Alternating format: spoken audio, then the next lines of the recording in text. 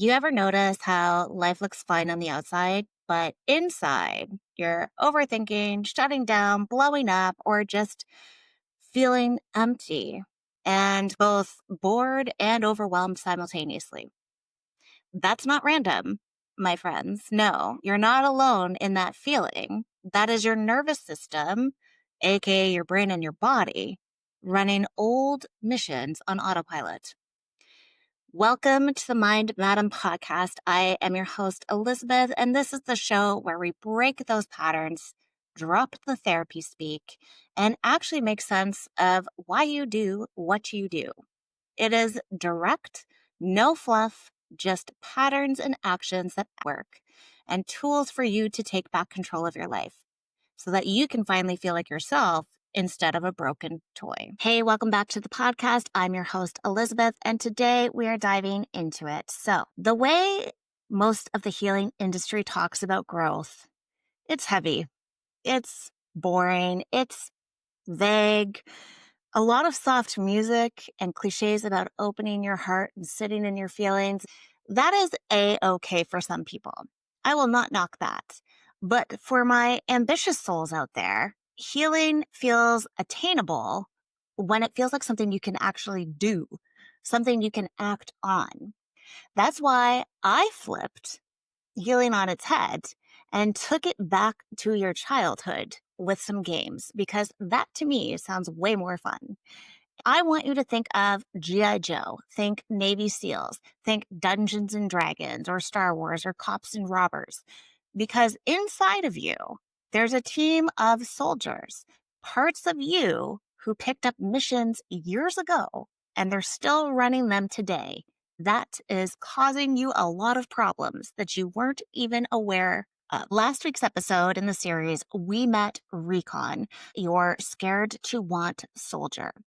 That little voice inside that says, don't want too much, play small, and stay safe. Recon was born the moment that she wanted something and got shut down because of it. Maybe rejected, or you were mocked, or just told to be grateful. I know that was a common one amongst a lot of our childhoods, just to be grateful.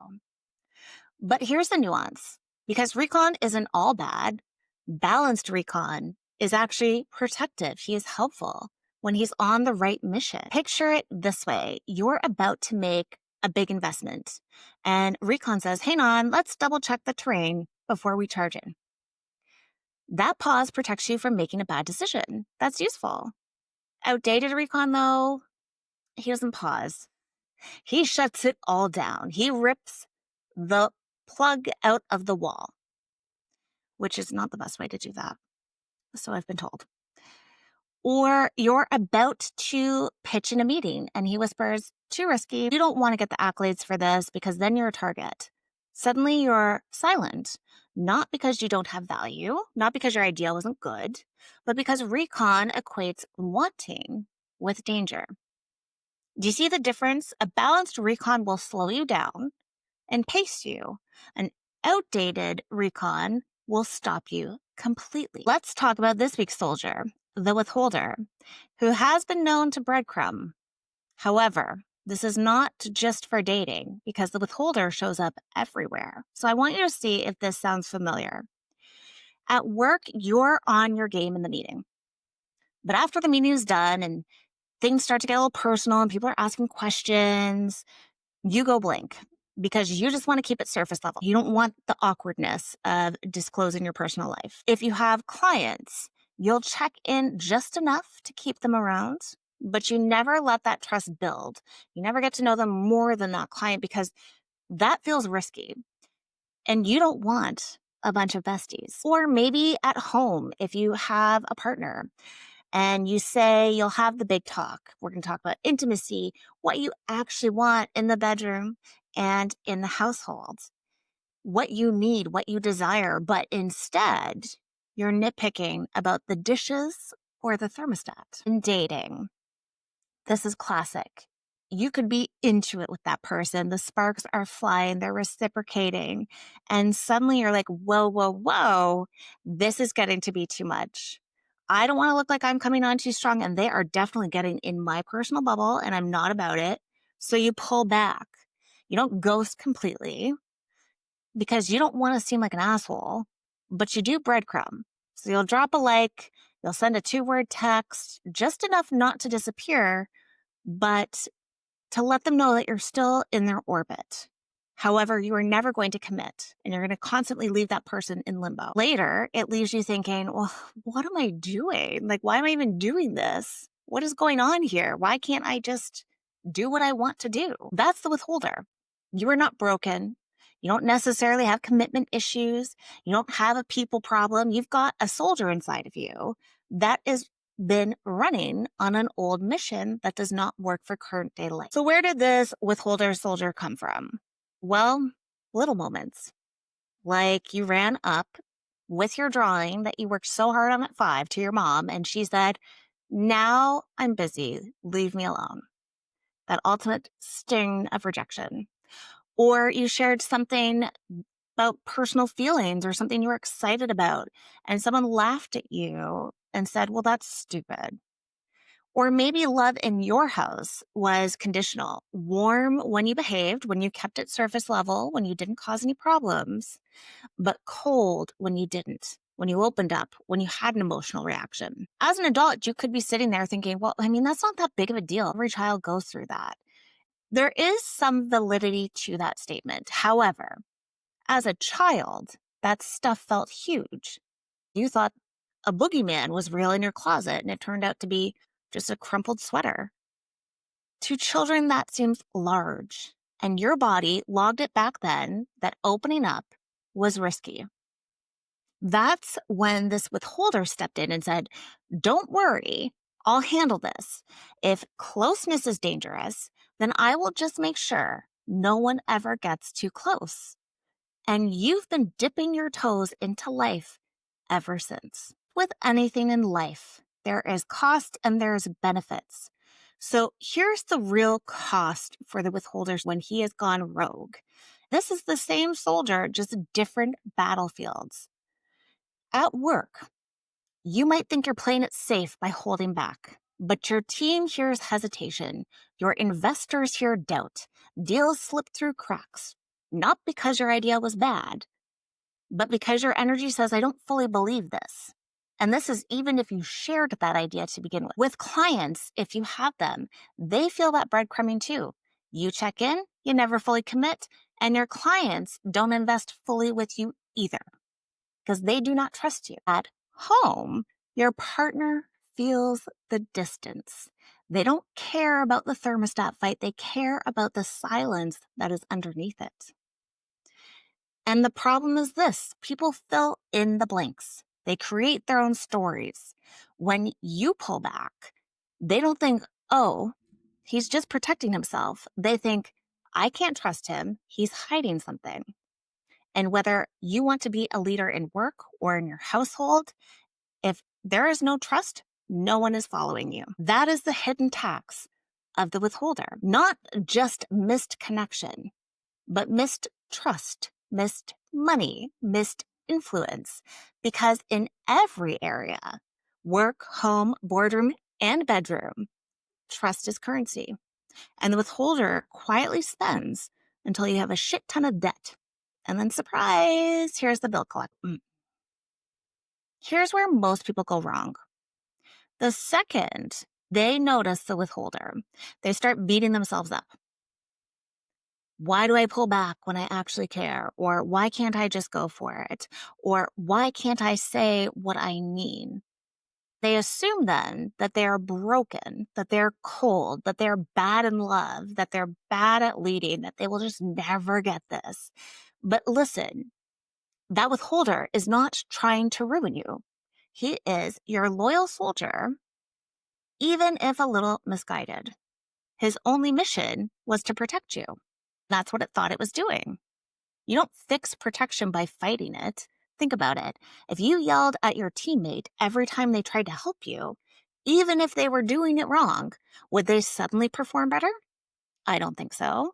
In fact, they would shut down even more because they don't want to deal with your criticisms. It's the same here. If you go to war with the withholder, you are going to war with yourself. Now, who's going to come out the winner in that battle? Neither, because you have to demonize a whole part of you. But when you step in and lead him, that's when he relaxes. It's almost like a child with a boundary. Children need boundaries, and so do your soldiers. That's when you get to finally choose something different because your triggered soldier, is not running on autopilot. By this point, you might be thinking, cool, where does this even come from? It comes from something called IFS, which is internal family systems. It is a type of therapy, but what it says is all of us have parts inside of us. We have the protectors, the exiles, and the firefighters. And while that is very cool in theory, here's what it actually looks like in real life, especially with the withholder soldier. You might have a tight chest when someone asks a vulnerable question. You may have the urge to change the subject when someone is getting a little too personal. Or that voice in your head saying, say less, pull back, stay safe, you don't want to come on too strong. That's not just in your head. That is your brain and body, aka your nervous system, running old orders in real time. That's why I call this my internal command system. Because when I say the withholder is running the mission, I'm not being cute. Your nervous system is literally following the outdated survival patterns. Plus, it feels really cool when you can say you're going to govern your internal battle. And I just always wanted to feel like such a badass with that. And so, whatever, it's my guilty pleasure. Enjoy it. It's a lot more fun than just journaling all day, which that's not wrong either. But let's be real here. Who doesn't want to be a commander of your internal army? But the good news is, once you see it, you can interrupt it. That's where my framework comes in. The red. We spotted, we noticed the pullback. The yellow light is name it. Oh, that's just my withholder trying to keep me safe. The green, we need to issue new orders. You can't just stop the old ones. We have to give them a new task. You are the commander now. You are governing that internal army. So you issue the new orders. You are in control. Soldier talk is great, Elizabeth, but why does this even matter in life? Well, it matters because withholder doesn't just shape you, he shapes everyone around you. In dating, you lean in for that kiss, maybe a bit more. Maybe it's grape or keep it PG, but then you vanish for 3 days. Instead of that connection, you have a very irate person on the other side of the phone, if they even will open the door for you again. In marriage, you argue about the dishes, but it's never about the dishes. But that becomes a same looped argument that gets really annoying. And by this point, you know all your words. At work, your team will feel the gap when you play on the surface instead of you're straight up and honest with them. Because in the end, it takes balls to be honest. It does. With family, you dodge those real questions when they ask how you're doing, and you say busy, work's crazy, kids are awesome. You never actually tell them what's going on because you don't want to inundate them, but you also don't want their judgment because you're probably going to hear, well, back in my day, we had to deal with X, Y, and Z, and that was way harder. Not useful for anyone. There is a darker side to the withholder, and that stems from the action of breadcrumbing. And breadcrumbing is when you give just a little bit to that person to keep them interested and keep them coming back. That could be a text, phone call, chance greeting, or a like on a picture on Instagram, or a short comment. Anything like that. Here's what breadcrumbing does, though. It doesn't just keep you safe. It teaches the other person that they have to chase, they have to doubt themselves, and they have to work harder to even earn your attention. Psychologists call that intermittent reinforcement. Casinos use it to keep you in there playing their games. Dog trainers use it to train animals. And toxic relationships, especially abusive ones, run on this. Now, I am not saying that you're abusive. Not at all. That's not the point of why I said that. What the point is, impact does not care about your intent. You could think you're keeping this person safe. You could think you're keeping yourself safe. But until you see the impact that you are inadvertently training someone and not to help them, you cannot change it. Here is the shift. When the withholder is balanced, he's not actually shutting you down. He's helping you pace connection. In dating, instead of ghosting, you say, I had a great time. I'd like to take things slow, but I'd like to see you again. Okay, so now that person on the other side can also breathe a sigh of relief. They understand what's up. It's very clear, and they don't have to inundate you with 16 messages wondering where you're at now. In marriage, instead of hiding behind jokes or surface stuff, you say, I do want to talk about this. Can we set aside time tonight when I'm not distracted? People can't read your mind, so we have to communicate it. In family, instead of the usual busy, works crazy, kids are great, you share something that is real. Even if it's small, even if it doesn't go over well, you still share it.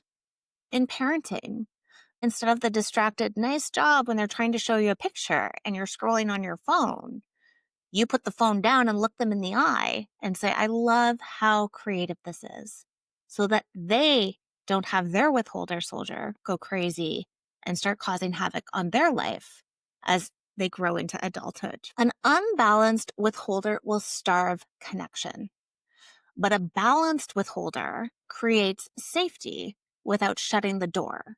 And that is the upgrade. So how do we actually do this? I want you to picture this. Your partner asks, what's wrong? Maybe your instinct is to pull back and say, nothing, I'm fine. Here's where you change it.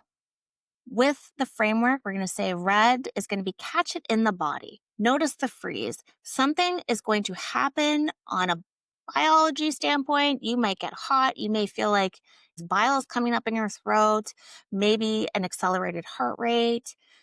Maybe it feels like someone is squeezing your heart muscle. It's not painful, but it feels tight. Notice that. That is the signal telling your brain that something does not feel safe. Then we go to yellow. We're going to name it. Oh, that is just my withholder soldier trying to protect me. How ridiculous is he being right now? Okay, you are allowed to have fun with it and you are allowed to make jokes. And then green, because we want to be on our way. We're going to issue new orders with a statement that makes the old logic seem impossible. It could be something like this. If I want connection, how can I possibly get it by saying nothing? That clash between the old mission and that new command is what rewires the system in real time, not 10 years down the road, but right in that moment. Suddenly, speaking up feels safer than silence. Is it going to take all of that doubt away? Absolutely not. That's not how we work. In fact, if you still feel scared when you're about to do it, that is a sign that you are leaving familiar territory. And in order to grow, you have to leave familiar territory. Let me give you an example of what this looks like in real life. I had a client, and for anonymity, we're going to call him Alex. He kept getting the same wall in dating. He'd start strong, and they'd be some really exceptional women. But then when it got real, when they got too close, he'd immediately pump the brakes and be like, whoa, whoa, whoa. Why are they coming on so strong? This is too much. They are in my space. I don't like this. I don't want to come on too strong. I need to pull this back. When I showed him what the withholder was doing, how his hot and cold energy was actually intermittent reinforcement, he had that oh shit moment and said, oh, I didn't want her to feel bad because of me. I thought I was protecting myself and protecting her. There's no shame in this. You don't know what you don't know. You can't get mad because you didn't know a skill. You didn't know something you were doing. That's like getting mad at a baby for not being able to walk. That would be just be rude. So what did we do instead? We crafted the interrupt. And next time the urge hit to ghost or to breadcrumb, he caught it with his body responses, named it, oh, that's just my withholder soldier, and gave a new order. Instead of disappearing, he did text that. Hey, had a great time. I just want to pace myself, but I would like to see you again. The difference, the girl didn't spiral. She didn't chase. She could relax because she knew the boundary. Because consistency with intent is actually what creates safety. And just like Alex, this wasn't just a client thing. No, in fact, it was a me thing too. Not necessarily in dating, but I used to breadcrumb all the time. For me, it looked like cracking a joke the second a serious conversation started, or keeping things light when what I really wanted was depth. And I am someone who comes with a lot of depth that I just think is normal on a Tuesday afternoon. My brain just works a bit differently.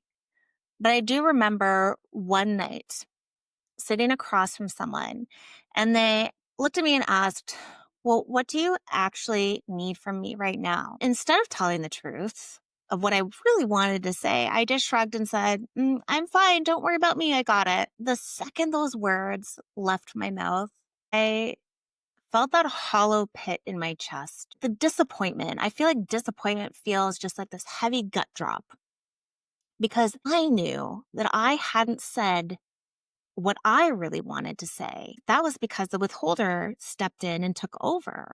And I let him lead. Every time I let that happen, I walked away emptier. When I finally learned about the parts, I saw the withholder for what he really was because I realized I wasn't just protecting me anymore.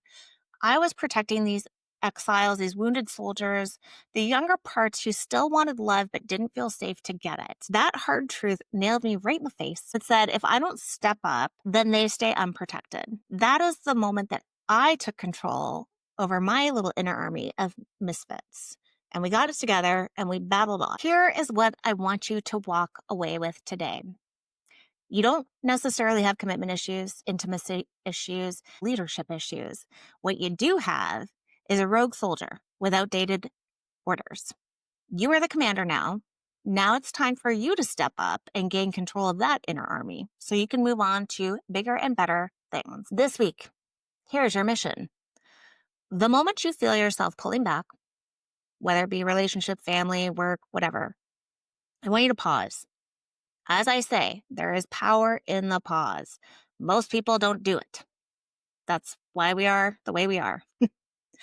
So pause and ask yourself, is this the withholder?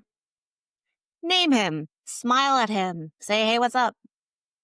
Then step in as the commander that you are and say, if I want closeness, silence is not going to get me there. That's it. That's the practice. Easy peasy. You still may have some uncomfortable feelings come up. That's normal. That is your old pattern on repeat.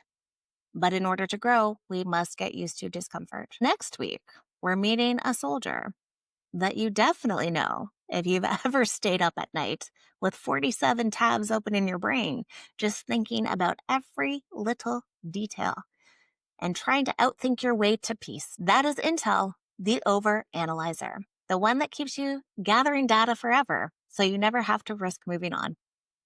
And trust me, you're going to want to meet him because he needs to get back in line. All right, have a good one. If this hit home, remember, this is the work that I do one-on-one. If you're ready to spot your own patterns and rewrite them, reach out. Don't be shy. I don't bite. The links are in the show notes. And if you want to help build something bigger, subscribe. Share this episode. Leave a review of how it helped you help yourself. Because this just isn't about us. It's about the impact that we can all make together. You never know. Your review, your share, your voice, that might be the thing that flips the light on for someone else that they will remember forever. The more people we get on board with this, the fewer arguments we have, the less negativity, and the more clarity we all get to live in with a bonus byproduct of fun. See you on the next one.